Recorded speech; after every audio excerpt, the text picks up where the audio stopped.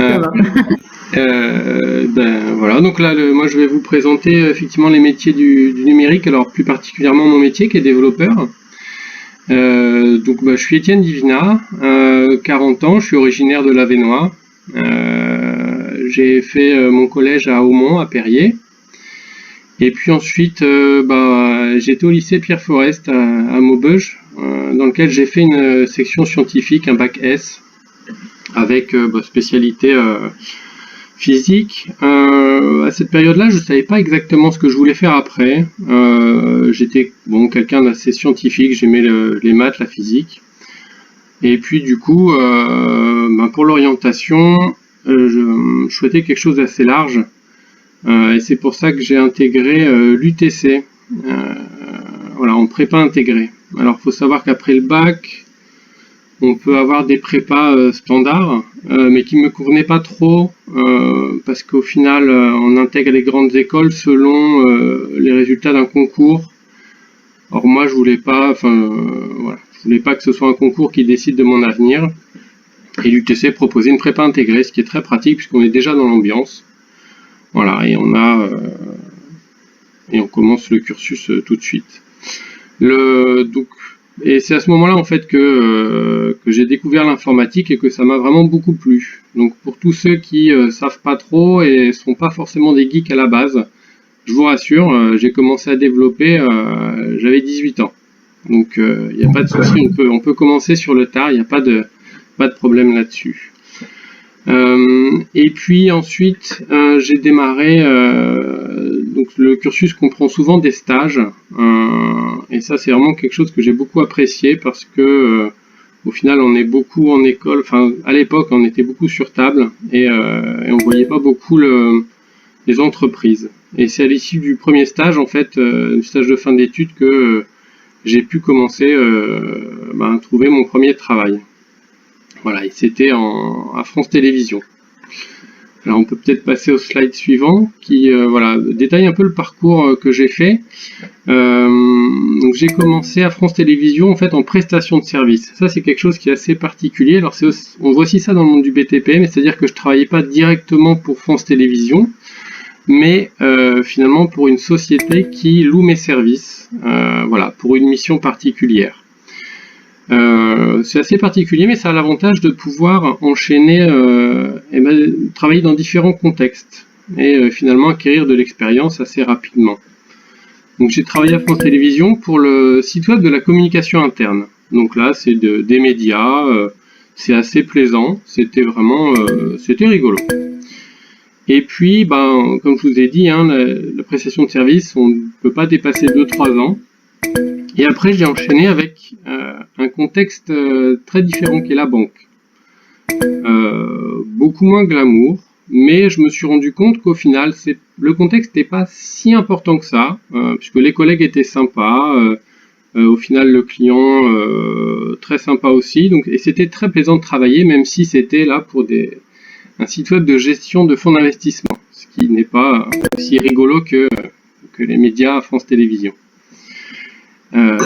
Tout ça c'était à Paris et comme je suis originaire du Nord, en 2007 j'ai voulu rentrer et là j'ai travaillé pour un centre d'appel. Donc là on voit c'est encore quelque chose qui n'a rien à voir puisque c'était je travaillais pour le logiciel derrière lequel travaillent les opérateurs. Donc par exemple si vous appeliez Canal pour gérer votre abonnement, et l'opérateur il travaillait avec le logiciel sur lequel mon équipe travaillait.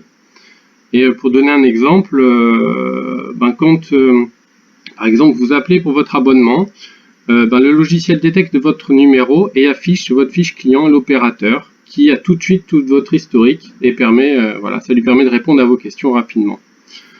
Donc c'était assez contexte pour le coup un peu plus tendu. Ça m'a permis d'apprendre des choses. On travaillait sur un logiciel Windows et plus un site web. Donc quelque chose encore varié. Et à l'issue de ça, par contre, j'ai voulu arrêter la prestation de service et rentrer directement en tant que salarié. Pour faire le parallèle, c'est un peu comme quand vous êtes en location dans une maison. Vous pouvez mettre des cadres, mais si vous voulez changer la baignoire en douche, vous n'avez pas trop le droit. Et j'avais envie un peu de construire, c'est-à-dire que quand on est en mission, on change souvent de client. c'est intéressant, mais à un moment donné, on a envie de capitaliser et puis de travailler aussi voilà, à construire. Et quand on est salarié, ça permet un peu plus ce genre de choses. On voit d'ailleurs que les expériences, du coup, elle est beaucoup plus longue. J'ai passé 6 ans à Cmail chez un éditeur de logiciels. Et là, c'est vraiment un peu le mode start-up, 20 salariés. C'était ma deuxième famille. Donc, c'était vraiment très, très sympa. Et là, on voit le contexte aussi différent. Site web de gestion documentaire et coffre-fort numérique. Donc, voilà, très, très sympa. Et pour terminer, là, en 2016, j'ai intégré AXA, qui est là, pour le coup, un très grand groupe. Mais qui, voilà, l'avantage, on n'est plus 20, on est sur l'île, rien que sur l'île, on est 200 ingénieurs. Donc, par contre, contexte très, voilà, très motivant. On a beaucoup de collègues très, très performants et c'est très motivant. Donc, on voit que finalement, le métier du numérique de développeur, ça permet de travailler dans un peu tous les domaines, puisque finalement, le numérique est partout. Voilà, ça permet d'être assez varié. On peut peut-être passer à la diapo suivante. Quelques chiffres concrètement. Par exemple, un salaire, le salaire du premier emploi tourne autour de 30 000 € bruts par an pour un bac plus 5. Alors, il faut savoir quand même, en France, on est encore très attaché aux grilles par rapport aux années d'études. Donc, je sais que ça tourne autour de ça pour les premiers embauchés. Et à titre de comparaison, le SMIC, c'est 18 500. Donc c'est quand même assez confortable, même si je vous déconseille de faire ça pour l'argent, parce que ce serait très, enfin, on peut pas travailler pour l'argent. C'est comme si on voulait faire professeur pour les vacances. C'est mal parti dans la vie.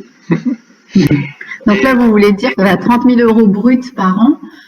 Pour les jeunes, parfois, ça ne parle pas trop entre le brut, le net. Sur du net par mois, par exemple, est-ce que vous savez ce que ça représente? Est-ce que c'est la petite calculatrice qui est à côté que l'on peut voir à l'image? Alors, c'est assez compliqué parce que chaque société a un peu sa façon de gérer les salaires. Donc, ça peut être ce qu'on a à la fin du mois, c'est un peu moins de 2 000 € à peu près. Voilà.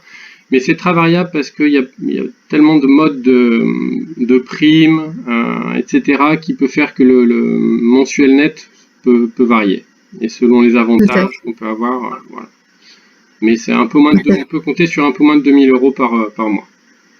Voilà, pour commencer. Après, tout dépend, comme vous dites, des entreprises, de l'évolution, des avantages liés à certaines entreprises ou pas. C'est ça. Et en termes d'offres d'emploi, le secteur recrute beaucoup. Et même, alors, j'ai souvenir, moi, quand j'ai commencé en 2003-2007, il y a eu des crises économiques qui ont fait que ça a été dur, même pour les informaticiens. Et là, la particularité ces dernières années, c'est que malgré le contexte très compliqué, on recrute quand même. Et je pense que c'est lié au fait que le numérique, finalement, plus personne peut s'en passer. On voit d'ailleurs, on travaille... Là, on est en visio avec le ND, qui est un logiciel développé voilà, par des informaticiens. Et je pense que c'est pour ça que maintenant, c'est des métiers dont on ne peut plus se passer.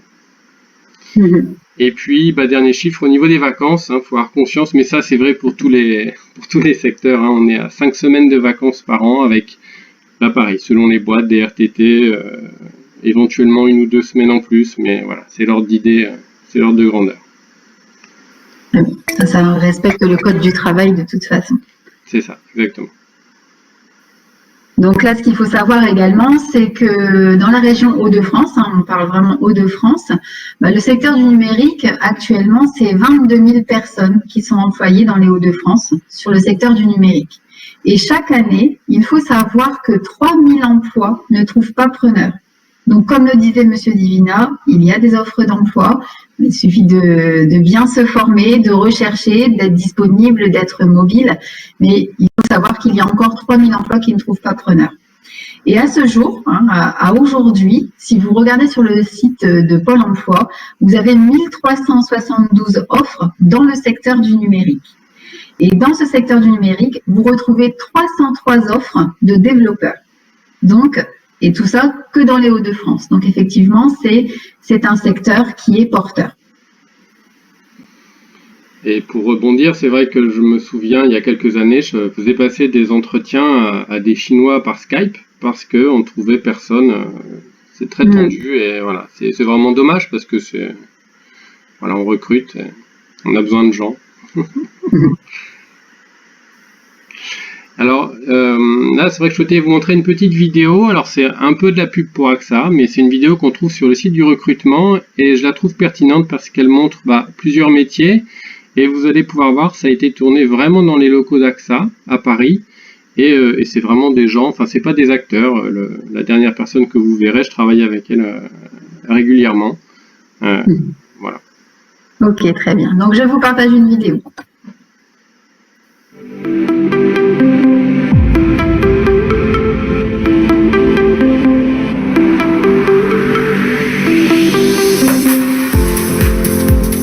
Je suis ingénieur en automatisation des tests chez AXA. Je suis développeur au niveau de la plateforme d'intégration des applications d'AXA et depuis peu je suis également tech leader au niveau de la communauté des développeurs. Mon mission chez AXA en tant que développeur, c'est de fournir une solution technique aux besoins donc métiers et business du groupe. Imaginez travailler avec des écrans 3310, des terminaux en noir et blanc. Et en fait, chez AXA, c'est pas du tout ça. On travaille réellement avec les dernières technologies du marché. Avant d'arriver chez AXA, j'avais la vision que c'était juste un grand groupe qui vend des assurances. C'est vrai que les banques, les assurances, on a l'impression que c'est un peu poussiéreux, c'est pas très attractif pour un jeune développeur. Mais il faut savoir que AXA s'inspire beaucoup des startups. D'ailleurs, il y a une réorganisation au niveau de la DSI sous forme de feature team pour avoir des équipes multidisciplinaires qui regroupent toutes les compétences. En fait, chez AXA, on se sent moteur dans l'entreprise. Les managers nous poussent à prendre des initiatives et ils n'hésitent pas à nous donner des responsabilités. L'avantage de travailler dans un grand groupe comme AXA, c'est qu'il y a un meilleur équilibre entre la vie perso et la vie professionnelle. Ce qui me fait lever le matin, c'est vraiment se dire que mon travail contribue à la transformation d'entreprise, que j'ai des défis challengeants à relever et aussi revoir mes collègues. Me lever le matin avec l'idée que je vais découvrir pendant la journée de nouvelles choses, ça me motive parfaitement. C'est du code, certes, mais on est dans la réalisation, on construit de nos propres mains. On est très passionné, donc on échange beaucoup et le travail n'est jamais répétitif. La première, c'est qu'on travaille dans un contexte agile innovant. Ensuite, avec tous les collaborateurs de la DSI. Et enfin, avec la dernière technologie du marché. Et puis le langage informatique, c'est quand même une langue universelle, donc les développeurs sont très demandés. Soyez passionnés, allez dans des meet-ups, faites de la veille, ne restez pas sur vos acquis par rapport à l'école. Je veux m'adresser spécialement aux filles, aimez le challenge, aimez la difficulté. Il faut qu'on reprenne les rênes des métiers de l'avenir. N'hésitez pas à rejoindre des communautés, des événements liés à ce que vous aimez et montrer ce dont vous êtes capable.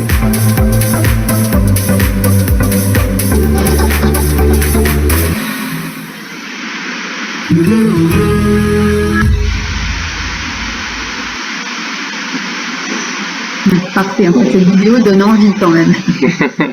Voilà, donc on voit que on a un peu une idée, voilà, des locaux et c'est vraiment comme ça que ça se passe. Quand j'étais sur Paris et même sur l'île, des open space, on travaille ensemble et voilà, c'est vrai que c'est un cadre vraiment sympa. Et peut-être un peu plus concrètement, voilà, vous donnez une idée de ma journée type. Vous ayez une idée concrètement comment ça se passe. Le matin, souvent, on arrive et toute l'équipe qui travaille autour d'un projet se réunit pour venir partager, dire hier j'ai travaillé là-dessus, aujourd'hui je compte travailler sur ça, et puis venir gérer les alertes, dire là j'ai des problèmes, j'ai besoin d'aide, je suis bloqué. Et voilà, donc ça permet de démarrer une journée rapidement.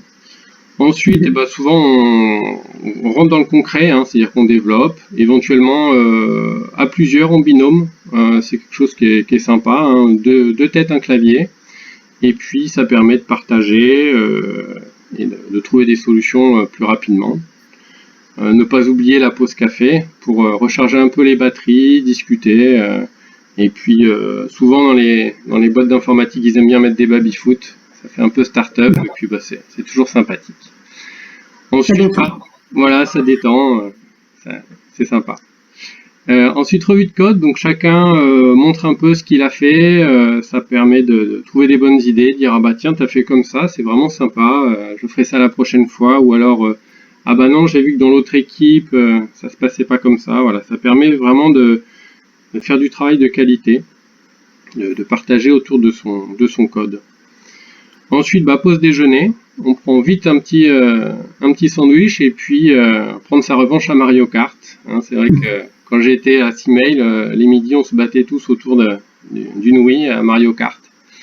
Et voilà, ça c'est plutôt, j'ai des collègues qui font des midis jeux de société, donc ils sortent des jeux de plateau et puis voilà, ça permet de travailler. Enfin, déjà ça détend, ça fait travailler la cohésion et ça aide à trouver des solutions. Hein, finalement, se détendre.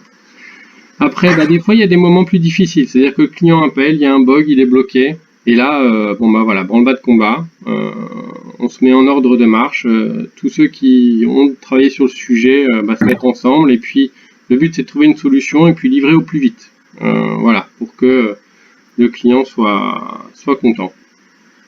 Et puis, le soir, ou le midi, ça arrive le midi aussi, on fait, alors ça s'appelle des meet-up, mais c'est des gens passionnés qui finalement sur leur temps libre ont regardé ce qui sortait et puis viennent le présenter et on discute autour de ça.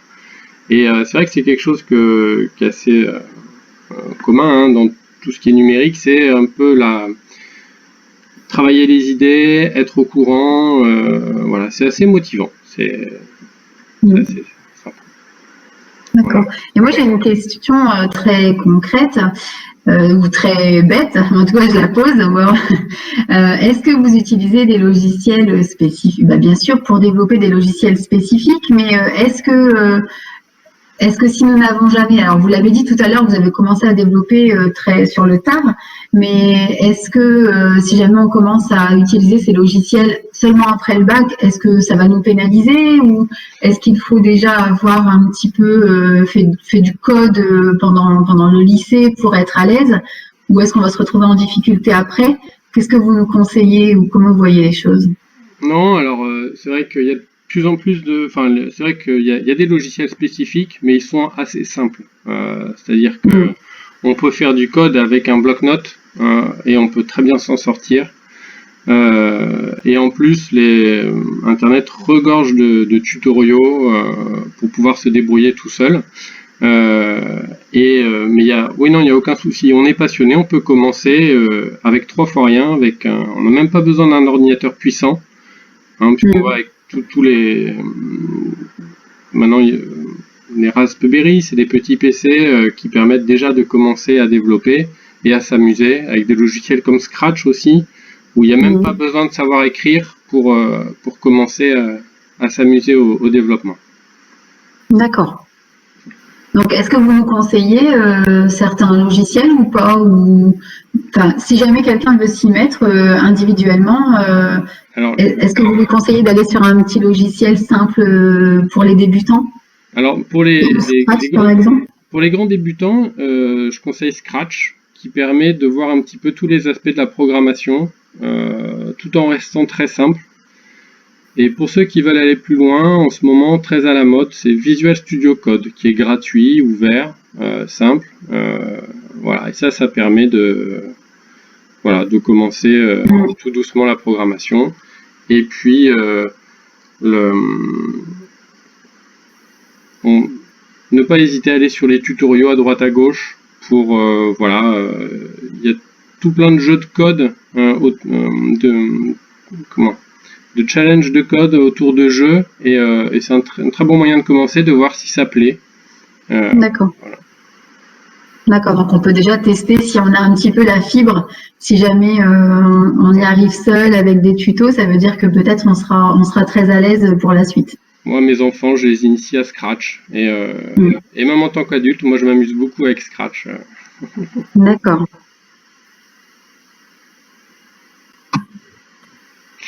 Et puis, oui, alors c'est vrai que je voulais aussi aborder sous cet angle-là pourquoi j'aime ce métier au final. Après, j'ai 17 ans d'expérience. J'aime beaucoup ce métier parce qu'il est varié.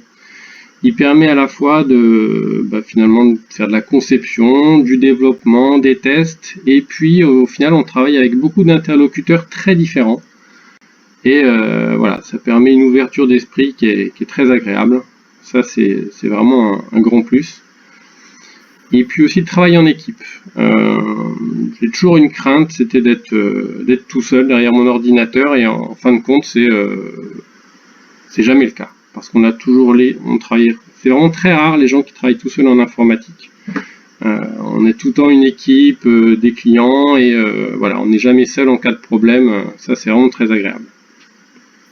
Et puis, c'est quand même un domaine qui évolue très vite. Alors, ça peut être un point négatif aussi, mais c'est un challenge. Voilà, si on part en vacances un mois, on revient, ça a changé, quoi. Hein, donc, c'est vrai que mais ça a un côté dynamisant qui est agréable. Et puis un petit plus aussi, c'est que c'est pas que c'est un petit peu vrai, hein, le dress code des informaticiens. J'ai quelques collègues qui sont en claquettes, voilà, avec des t-shirts improbables, donc on n'est jamais le moins bien habillé au travail. Et peut-être les cas où les choses que vous pourriez ne pas apprécier, c'est vrai que c'est un travail qui est quand même sédentaire, toujours en intérieur et quand même souvent derrière un ordinateur. Donc même si ça arrive de faire des réunions debout avec des post-it, faut quand même aimer être derrière un bureau. Ensuite, l'anglais, c'est préférable d'avoir un minimum de niveau, même si, pour vous dire d'expérience, moi jusqu'au bac, j'avais un niveau vraiment... j'étais nul en anglais. Le côté scientifique, à la limite, c'était presque fait exprès. Je faisais peut-être presque exprès d'être mauvais en anglais. Et c'est dommage parce que vraiment, il faut être ouvert là-dessus. Et puis ça, si vous aimez voyager, c'est toujours un plus. Donc soyez ouvert par rapport à ça. Même si vous êtes quelqu'un de scientifique, soyez ouvert par rapport à l'anglais. Essayez de regarder des séries en anglais. Voilà, c'est toujours un plus. Et puis, moi aussi, oui, c'est sûr que si vous travaillez dans le numérique, c'est vous qui réparez les imprimantes. Voilà, on est en repas de famille, ça c'est garanti, je vous garantis. Il y a toujours quelqu'un qui a une panne et vous allez être le sauveur en fait de votre réseau personnel et professionnel aussi. Même si j'y connais rien aux imprimantes, comme je fais du développement, mais bon, c'est comme... Vous êtes monsieur informatique en fait. C'est ça. Voilà, très bien. Donc là, il va y avoir une petite vidéo qu'on va vous montrer pour montrer justement qu'il n'y a pas que le métier de développeur, il y en a d'autres également. Et je vous ai montré tout à l'heure les chiffres liés à l'emploi. Donc on recrute aussi dans d'autres métiers. Donc là, vous avez sûrement déjà entendu parler de techniciens informatiques, de data scientist, etc. Donc là, cette petite vidéo va vous expliquer davantage ce que c'est.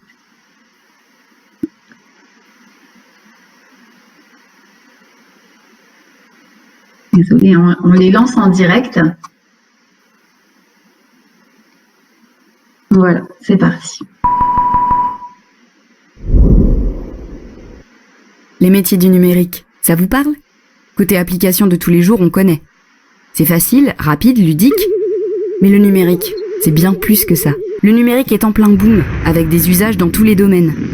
Faire décoller la fusée Ariane, rendre les objets intelligents, réaliser une opération chirurgicale, simplifier la vie des citoyens, sécuriser les achats en ligne, mais aussi créer des sites web, gérer des équipes, mener des programmes internationaux. Pour les pros du numérique, le choix est vaste. On compte aujourd'hui plus de 80 métiers dans le développement, la production, le service, le commercial ou encore le management. Et la liste s'allonge chaque année. Par exemple, l'architecte technique d'une entreprise est responsable du système d'information. Il gère les matériels informatiques, les logiciels et structure leurs interactions pour que les salariés puissent travailler dans de bonnes conditions. Autre exemple, le data scientist est un expert du big data. Il récolte des données, les organise et les analyse pour améliorer une stratégie, un produit ou un process pour faire des économies. Bref, il aide à être plus performant. Un dernier exemple ? Le développeur réalise les logiciels et les applications. Il manie le code, effectue les tests et améliore en continu ses produits. Il détient les secrets du back-office.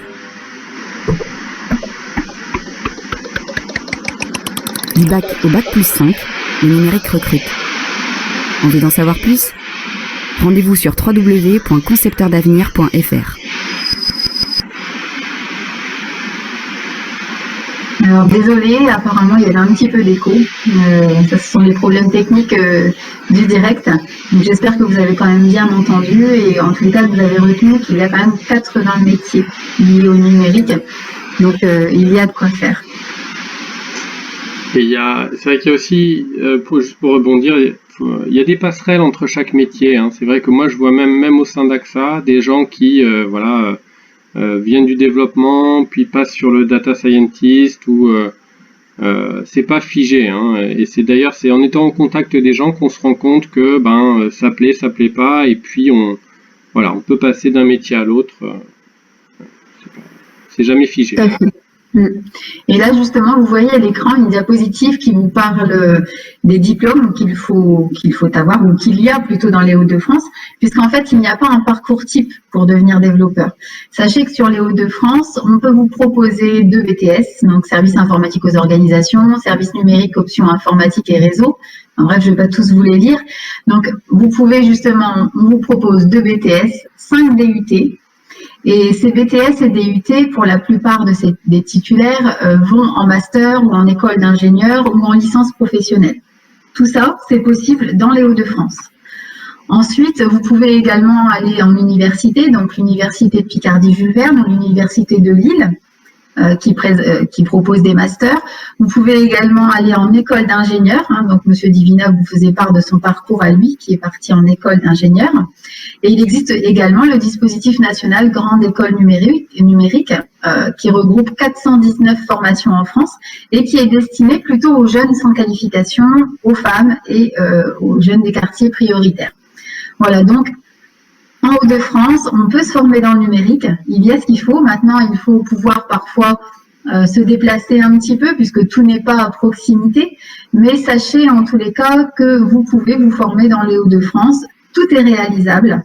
Simplement, il faut s'y préparer, il faut se renseigner au préalable et puis voir ce qui est possible de faire dans votre cas. Voilà, et peut-être petite fois aux questions. Est-ce qu'il y a un profil type pour être développeur? Alors, moi, surtout pas. Ce qui est riche, moi, ce que j'aime, c'est quand les gens viennent d'horizons très différents. J'ai même l'exemple à AXA de reconversion de personnes qui travaillaient dans la sécurité, qui étaient vigies, et puis qui vient dans les métiers du numérique. Il vaut mieux avoir des gens très différents parce que ça permet justement d'avoir des solutions différentes et des nouvelles idées. Et surtout, on manque cruellement de femmes. Pour vous dire, on est 200 à AXA, Lille, et il y a 5 femmes. Donc, si vous êtes une femme, vous êtes sûr d'avoir un travail. Voilà. Autre question, est-ce qu'il y a un âge limite? Non. Non. J'en suis la preuve parce que c'est vrai qu'on associe souvent le développeur à un jeune. Il y a aussi des moins jeunes et il n'y a pas de barrière par rapport à ça. Et alors on a déjà parlé des vacances. Oui, attention, c'est la mauvaise nouvelle. Il n'y a pas trop de vacances, mais c'est pour ça que c'est important de faire un métier qui vous passionne. Parce que il faut que tous les jours vous vous leviez avec l'envie d'aller travailler, sinon ça va être compliqué. Moi, je dirais de toute façon, les 5 semaines de congés payés, c'est le code du travail et dans n'importe quel métier, vous serez de toute façon confronté à ceci, avec certains avantages ou pas dans certains métiers, mais de toute façon, une fois qu'on est sorti de l'école, il faut justement passer la barrière des 5 semaines de congés payés. C'est pour ça qu'il faut en profiter quand on est jeune. Donc là, si jamais vous êtes intéressé par ce domaine, moi je vous invite à vous tourner vers vos enseignants qui vous connaissent bien. Parce qu'en fait, nous, on est là pour vous présenter des métiers, vous présenter le quotidien de ce métier, les avantages, les inconvénients, comment y accéder. Maintenant, ce sont vos enseignants qui vous connaissent. Et si jamais vous êtes intéressé par ce domaine, donc je vous invite à les consulter, donc votre enseignant, votre professeur principal ou l'enseignant qui s'occupe de l'orientation, qui vous dirigeront également vers les psychologues d'éducation nationale de votre établissement. Et eux pourront, en fonction de vos capacités, des freins peut-être que vous pouvez avoir, vous orienter au mieux. Ce sont eux les spécialistes. Ensuite, si jamais vous souhaitez tester ce métier, puisque peut-être ça peut vous intéresser, mais vous souhaiteriez peut-être effectuer un stage pour voir si vraiment ça peut vous intéresser. Puisque là, voilà, Monsieur Divina vous a expliqué son quotidien, mais peut-être que ça peut vous convenir ou pas. Donc moi, ce que je vous invite à faire aussi, il y a une nouveauté, c'est à effectuer un stage durant vos vacances scolaires. Pendant les vacances scolaires, vous pouvez effectuer un stage de quelques jours ou d'une semaine ou de 2 semaines pour découvrir ce métier. Et comme ça, vous vous ferez à l'idée et vous pourrez vous dire, bah voilà, je suis faite pour ça. Non, tout compte fait, je suis pas faite pour ça. Je vais en tester un autre la prochaine fois. Sachez que c'est possible. Je vous invite à aller sur le site de procheorientation.fr que vous retrouverez également sur votre gauche dans Notes partagées avec d'autres liens que je vous ai donnés. Donc, vous allez sur procheorientation.fr et si vous souhaitez effectuer un stage, vous allez dans la rubrique stage. Il vous suffit d'imprimer une convention de stage et ensuite, c'est la région Hauts-de-France qui signera cette convention. Bon, il y a tout le mode d'emploi à lire, je vous invite à le lire. Ensuite, peut-être vous allez vous dire, bah, écoutez, oui, j'aime ce domaine, j'aime le métier de développeur, mais par contre, bah voilà, j'habite assez loin et j'ai vu avec mon enseignante que bah, les BTS et les DUT que vous proposiez bah, sont un peu loin de chez moi. Il va falloir prendre le bus, il va falloir prendre le train. C'est peut-être trop compliqué. Eh bien non, c'est réalisable. N'ayez pas peur. Il vous suffit d'aller sur le site de la SNCF pour voir déjà ce qui existe dans la région. Et puis, il y a une application qui existe qui est Mon Assistant SNCF. Et là, il va vous indiquer très facilement comment vous déplacer. Est-ce que vous allez devoir prendre un train, sur quel quai, à quelle station vous arrêtez, et ensuite prendre un bus, quel bus, combien de temps vous allez mettre pour y aller. Donc, je vous invite vraiment à télécharger cette application qui va vous éclairer en fait et voir si vous êtes capable ou pas de partir un petit peu plus loin que votre ville. En tous les cas, sachez que beaucoup de jeunes l'ont fait et que c'est réalisable.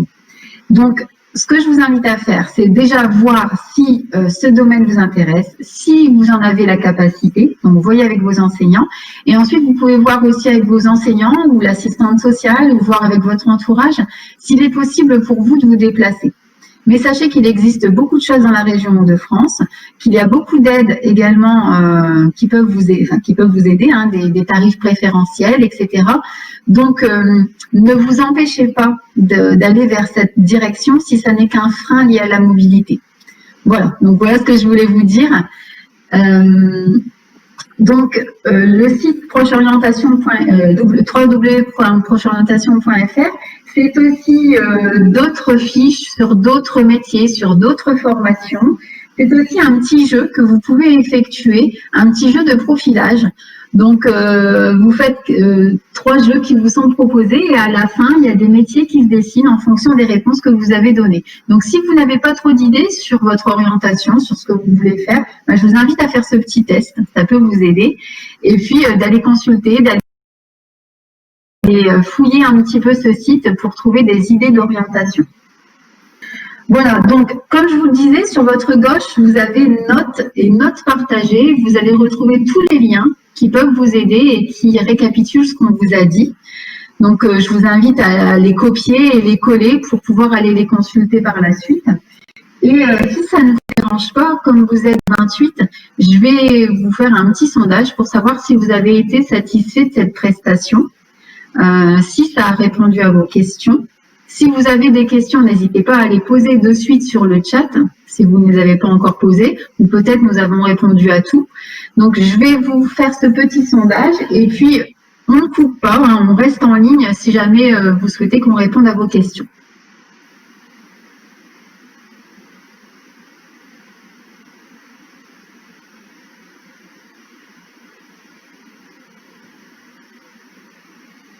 Donc, je vous invite à répondre à ce petit sondage sans faire de petites blagues, parce que j'ai vu quand même que pendant l'intervention, le chat était beaucoup utilisé, mais pas pour poser des questions. Donc, je vous invite à répondre à ce sondage de manière très sérieuse quand même, parce que pour nous, en fait, ça va nous aider à nous améliorer et à faire d'autres interventions comme ça qui pourront aider les jeunes. Le but, c'est vraiment ça, c'est de vous aider. Donc, voilà, je vous envoie le sondage.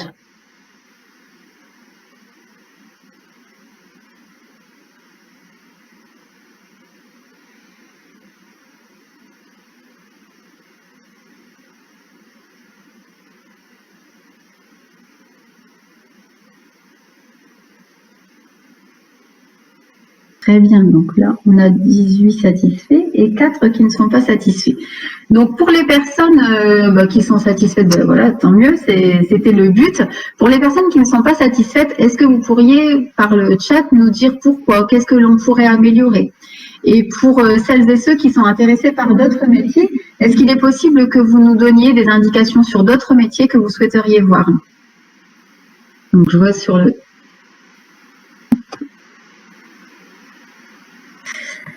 Alors, est-ce que nous avons des questions? Donc, il y a des personnes satisfaites. Est-ce qu'il y a des métiers que vous souhaiteriez vous voir présenter? Donc, consultant en informatique. Ah oui, donc en fait c'est vrai que c'est consultant en informatique, en fait c'est le titre souvent quand on est c'est ce que j'ai fait en fait au début de ma carrière, c'est-à-dire c'est travailler pour une société de service. C'est quelque chose qui est sympa parce que moi ça m'a permis d'acquérir beaucoup d'expérience en peu de temps. Donc c'est quelque chose qui est sympa.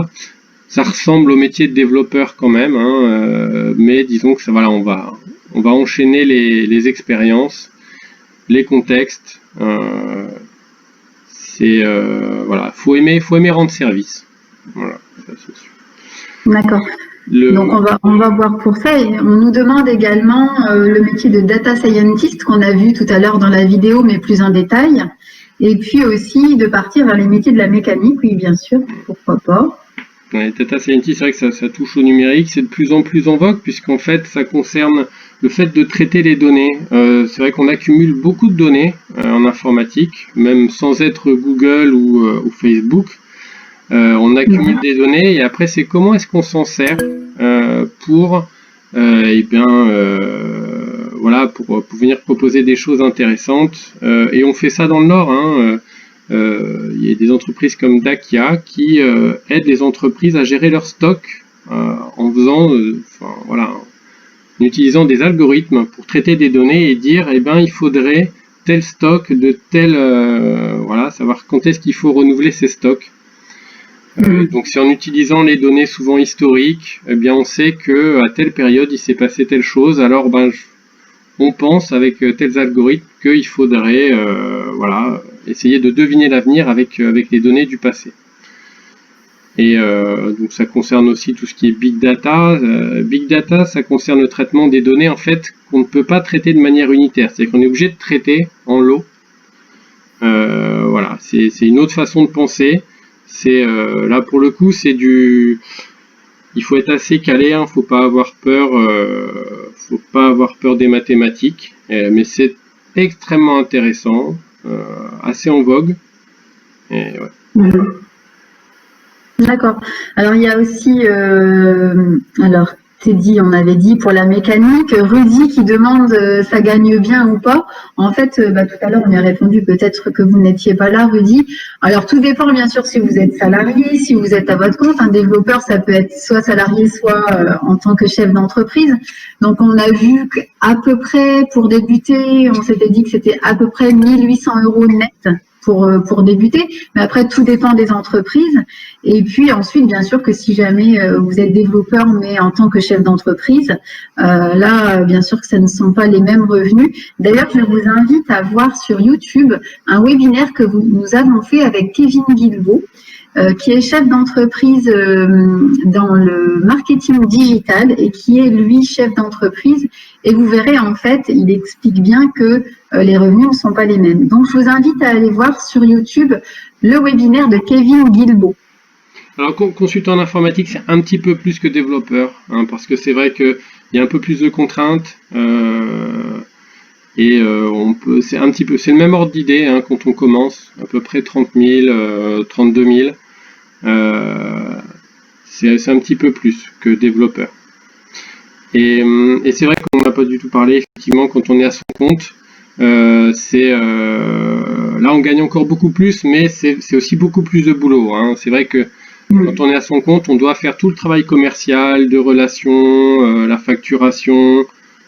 Par contre, c'est vrai que si on a la fibre d'un entrepreneur, on est son propre boss, et ça peut être appréciable. On peut aimer ça.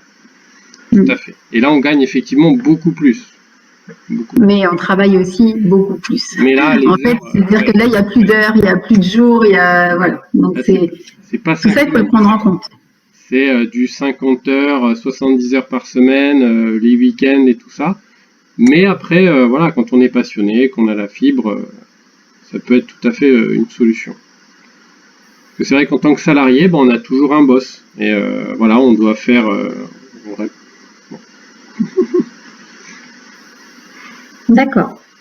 Est-ce qu'il y a d'autres questions? Surtout, n'hésitez pas, il n'y a pas de questions bêtes, vous pouvez nous les envoyer sur le chat. Ou si vous avez des questions qui vous reviennent, vous pouvez également nous contacter sur l'adresse mail procheorientation@audefrance.fr et nous pourrons vous répondre ultérieurement. Il n'y a pas de souci. Si vous avez des questions qui vous reviennent, n'hésitez pas.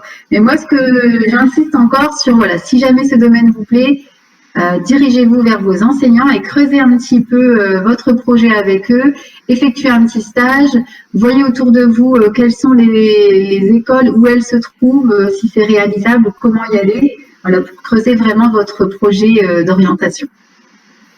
Les stages, c'est vraiment une très bonne idée, il y en a de plus en plus. Nous, on accueille beaucoup de stagiaires et ça permet vraiment de voir voilà, effectivement comment ça se passe et du coup d'avoir moins peur de se lancer. Voilà. Alors, il y a Baptiste qui pose une question. Comment on peut devenir auto-entrepreneur grâce à des compétences de développement? Ça se fait. Alors, il y a des entreprises de portage. Ça s'appelle des entreprises de portage qui aident souvent les auto-entrepreneurs voilà, à pas être totalement tout seul, à avoir un petit réseau, à aider pour tout ce qui est facturation. Moi je vois ça beaucoup, c'est-à-dire que c'est des gens c'est des développeurs qui se lancent parce qu'il y a beaucoup d'entreprises qui ont besoin de effectivement auto-entrepreneurs et voilà, et se faire aider par ça s'appelle des entreprises de portage dans des pépinières souvent. Il y en a dans le Nord et effectivement c'est pas mal parce que ça permet de pas être totalement tout seul. C'est un peu le problème quand on est auto-entrepreneur. Voilà. Après, la période en ce moment, c'est un peu plus dur pour les auto-entrepreneurs parce qu'effectivement, avec la crise, c'est un peu plus compliqué quand on n'a pas de réseau et donc souvent quand on commence, on a moins de réseau. Mais voilà, ça ne veut pas dire que c'est pas possible. Mais voilà, donc je vous invite à vous renseigner sur les pépinières d'entreprise. Souvent, il y a des entreprises de portage. Voilà, qui aide à rentrer parce qu'il faut savoir par exemple que quand un auto-entrepreneur qui veut venir travailler à AXA, il y a des barrières parce qu'il y a des listes d'entreprises avec lesquelles on travaille, avec lesquelles on ne travaille pas. Et voilà. Et ces entreprises de portage permettent de faciliter ça. Et pour revenir à ce que je disais tout à l'heure, avec l'entreprise dont je vous parlais, qui est sur le webinaire, vous regardez dans le chat, Nathalie Marquet a mis un lien sur YouTube pour aller voir ce webinaire de Kevin Guilbeault. Kevin, c'est quelqu'un qui est chef d'entreprise et qui justement a quelques salariés, mais travaille beaucoup avec des auto-entrepreneurs. Donc, c'est des personnes qui l'engagent et c'est payé sur facturation. Donc, effectivement, ça existe. Vous pouvez travailler pour certaines entreprises en étant vous-même à votre compte. Bon. Est-ce qu'il y a d'autres questions ? Non, apparemment non. Est-ce que Monsieur Divina, vous avez d'autres choses à rajouter? Parce que tout le monde est encore présent, donc je pense que ils ne veulent pas en louper une seconde. Ouais, non. Plus de questions. Donc, écoutez, en tous les cas, je vous remercie tous de votre attention. Donc, vous avez été 24 utilisateurs, donc qui ne veut pas dire 24 personnes, puisqu'il y avait également des groupes d'élèves. Donc, vous avez été nombreux à nous regarder. Je vous rappelle que cette intervention est enregistrée et sera en replay sur l'ENT. Et je vous invite également à regarder très régulièrement l'ENT car vous saurez quels sont les prochains témoignages. Et si je me souviens bien, dans une semaine, il y a encore un témoignage en informatique. Donc, regardez très régulièrement l'actualité de l'ENP et vous pourrez de la même manière vous connecter à d'autres métiers. Ça peut être le métier du sanitaire et social, les métiers sociaux, les métiers de la santé, les métiers de l'agriculture, les métiers des travaux publics. Donc surtout n'hésitez pas à vous connecter, soyez curieux. Vous allez sûrement découvrir des choses et même si jamais vous n'en faites pas votre projet d'orientation, vous aurez des connaissances sur les métiers et peut-être parfois des déclics qui peuvent arriver. Ouais, soyez ouverts. Même si vous avez une idée de votre avenir, soyez ouverts, allez voir. Enfin, c'est toujours utile. Voilà, très bien. Écoutez, en tous les cas, je vous remercie et puis je vous dis à très bientôt. Et, soyez prudents, faites attention à vous et peut-être à bientôt également en intervention physique. En tout cas, je l'espère, auprès de vous dans les classes, ce qui sera un petit peu plus dynamique qu'actuellement. Mais en tous les cas, merci beaucoup de votre attention et merci à Monsieur Divina. Merci à vous. Bonne journée. Donc, je vous laisse tous vous déconnecter progressivement.